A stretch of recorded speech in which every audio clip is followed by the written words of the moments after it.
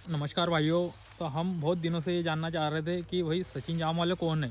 तो आज हम उनके प्लाट में आ चुके हैं सचिन जाम वाले के। हम उनसे बात करना चाहेंगे थोड़ी देर कि सचिन जाम वाले कैसा नाम है और कैसा उत्पाद लेते हैं जाम का।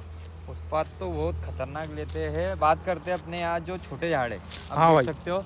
मैं हमेशा से जाम के नाम से जाना जाता हूँ, सचिन जाम वाले बोलते हैं शहर में। हम कब से आप देख सकते हो ये पेड़ की साइज और ये और कलर देख सकते हो, आधा देख सकते हो तुम फलों का।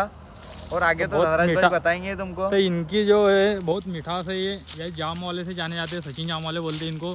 तो बहुत मुश्किल से मिले आज हमको ये लोग, जो इनके प्लाट में आने का हमको सौभाग्य प्राप्त हुआ है। आगे भी देख सकते हो आप, देख सकते चीकू हो। है, उसके बाद जामुन है, ये सब जाम वालों से जाने वो जाते हैं। सादे बेर है, उसके बाद सब मतलब सब प्रकार के फल लगे हो भाई। सबसे खतरनाक जो काम है हमारा जाम वाले जाम वाले बोलते हैं शहर में। समझ लगा तुले जाम वाला म्हणतोस मला।